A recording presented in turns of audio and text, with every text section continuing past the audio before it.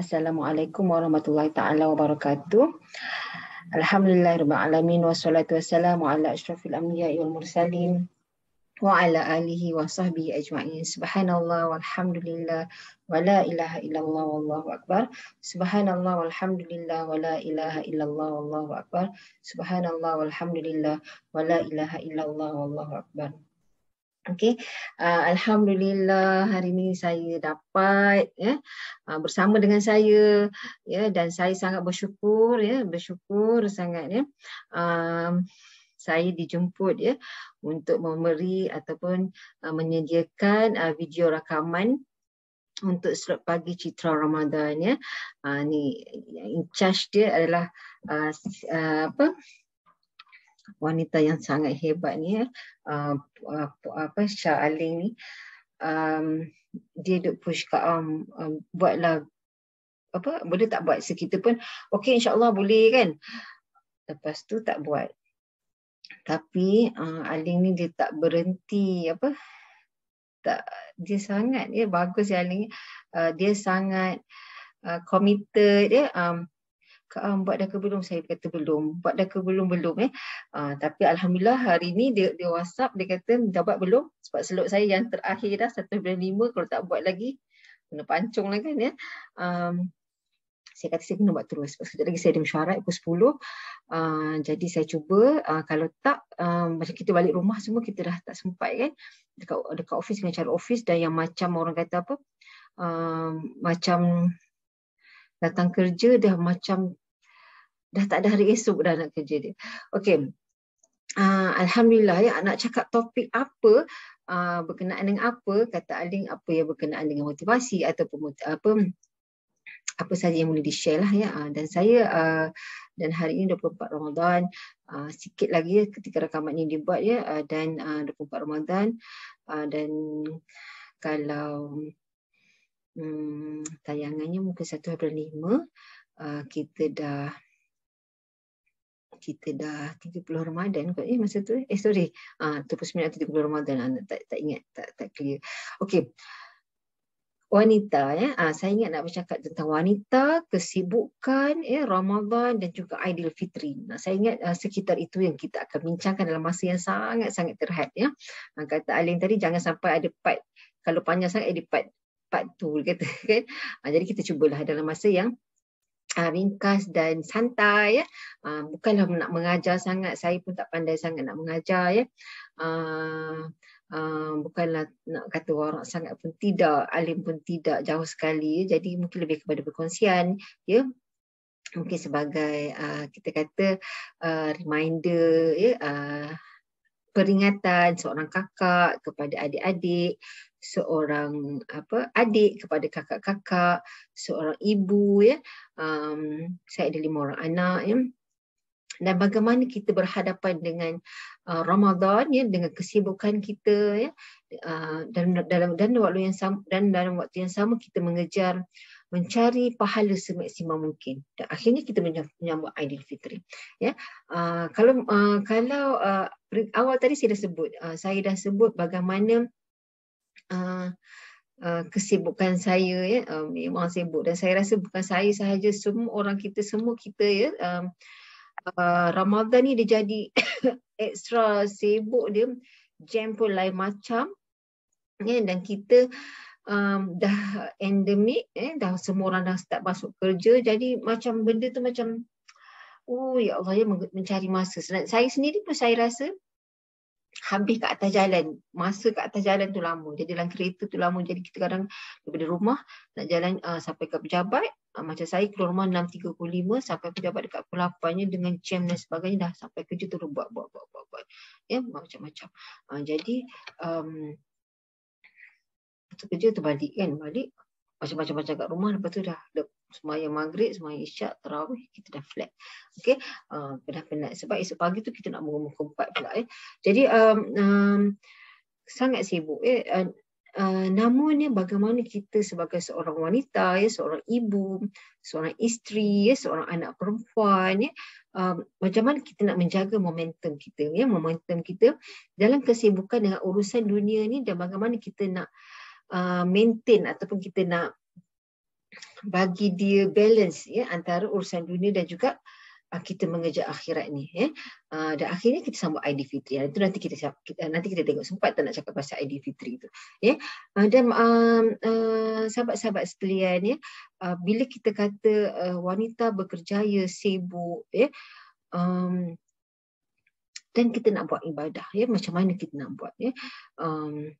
Pertama yang saya boleh katakan ya, yang boleh saya kongsikan adalah seorang wanita hari ini mesti mempunyai rehat yang cukup. Sudahlah Dr. Amna, Ustazah ya.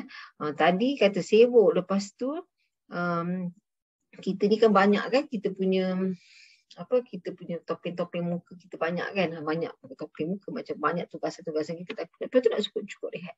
Sebab apa saya katakan kena cukup rehat? Sebab apabila kita cukup rehat, kita cukup rehat bermakna kita akan membuat kerja kita dengan semaksimum yang mungkin selepas itu ya. Bagaimana dapat cukup yang rehat? Adalah dengan melalui tidur yang cukup ya, tidur yang cukup ya, tidur yang cukup. Okey, bila masuk cerita tidur yang cukup ni, saya kalau dengan student saya pun saya selalu cakap, jangan tidur lewat, mesti tidur awal ya. Sebab apa?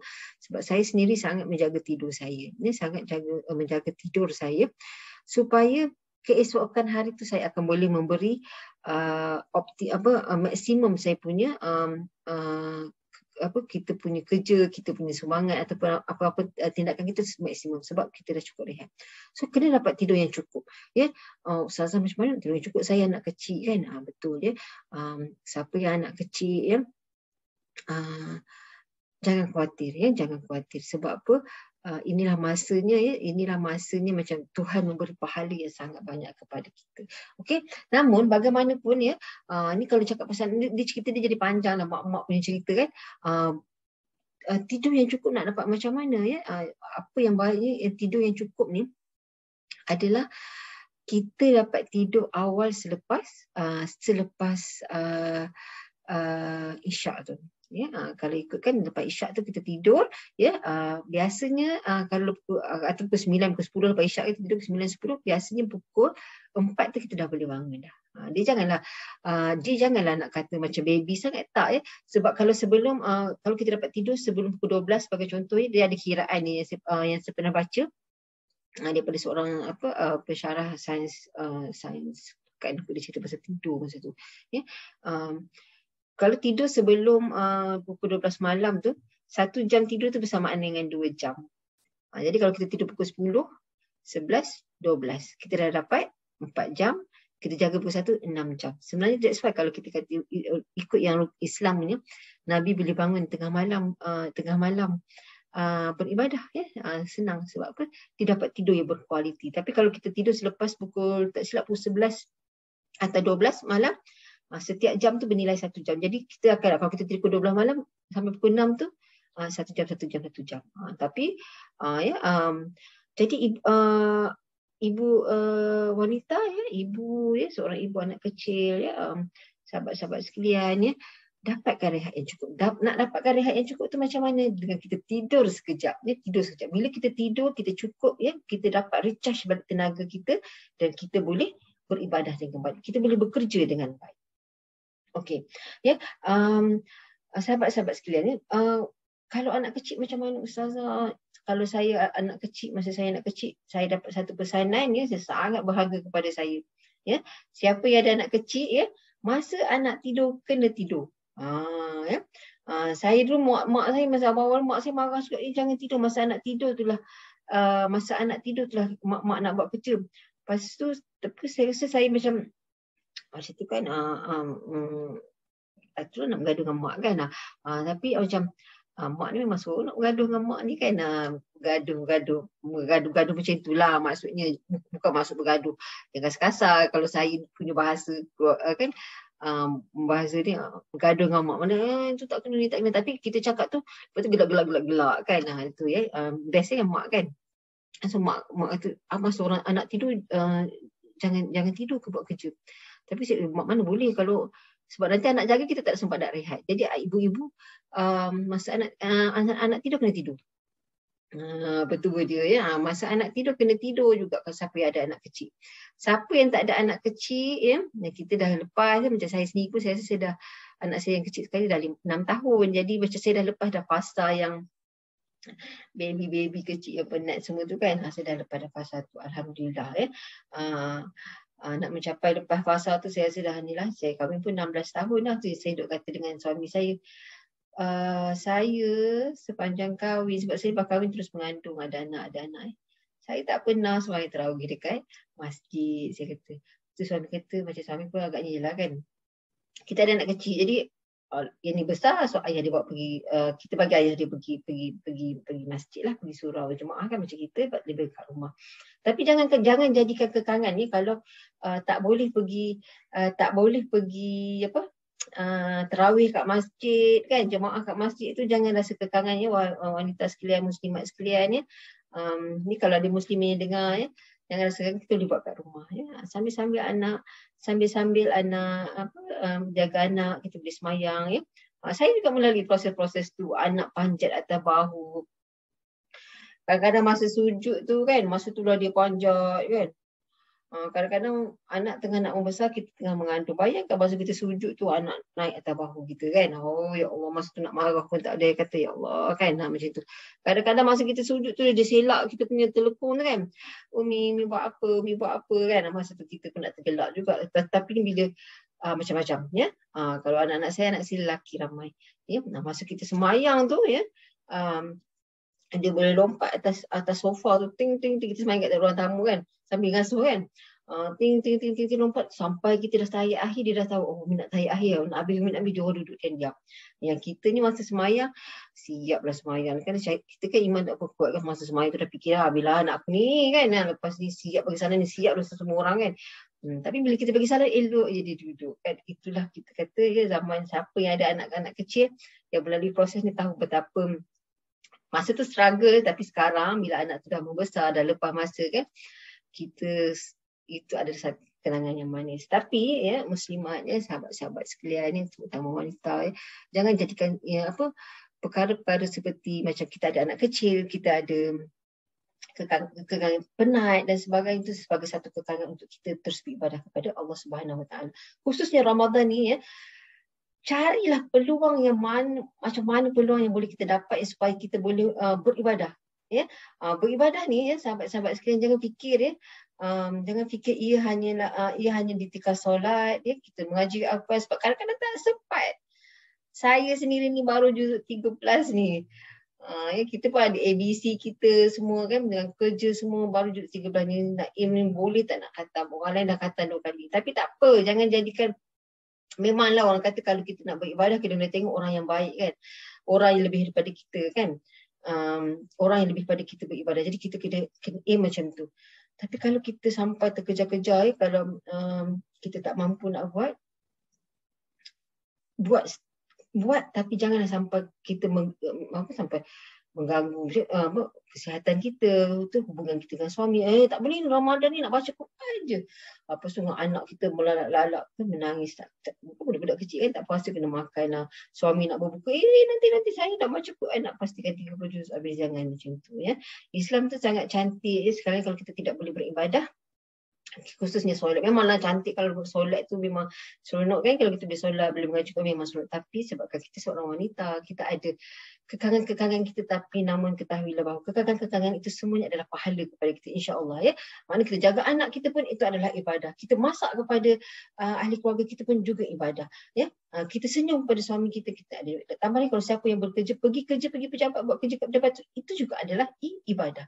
Jadi jangan kita kata terhadkan kita punya ibadah kita, solat, mengaji, sedekah, itu memang betul dah. Ya, itu dah memang baik. Ya, kalau kita boleh buat macam tu. Namun kita ada kekangan. Sebab tu baru ni ada kat pejabat, Kak macam mana ni Kak saya perlu makan suplemen ke, dia kata. Sebab saya lepas main isyak tu, kadang saya tak sempat nak terawih pun, saya dah tak boleh flat, kata dia ada anak kecil, dia ada anak kecil setahun lebih. Saya faham sebab saya tahu, saya melalui proses tu. Pernah kan, kita 5 orang kan. Jadi saya kata kat dia, tak apa, lepas isyak tidur dulu. Ya, sebab apa? Kita tidur, lepas tu bangunlah ya, bangun awal sikit dia, sebab kita Ramadan ni sekali je setahun, jadi kita nak kejar kan, kita nak kejar pahala yang fadilat dalam bulan Ramadan ni. Jadi tidur dulu, ada tenaga bangun awal sikit pukul 4 ke, solat. Ya, masa tu sempat buat tarawih sampai pukul 5 kita nak masak sahur dan sebagainya. Jadi wanita terutama yang bekerja kena smart lah, kena smart. Contohnya kalau sebelum sahur tu malam ke masak siap-siap ke nasi ataupun ada lauk lebih kan. Ini saya bagi tips yang related lah kan, sebab kadang-kadang kita bila nak sahur kalau nak masak lain, itu tak sempat, saya rasa tak sempat lah. Jadi kita train lah kan keluarga kita ya, simple kan, keluarga kita macam kalau macam saya, suami saya, anak-anak saya okey je. Kadang-kadang kita buka puasa tu kita dah masak banyak kan, jadi bila sahur kita perangatkan saja. Be smart lah ya, be smart ya wanita yang bekerja itu utamanya, ataupun suri rumah pun, suri rumah ni lagi lah ya.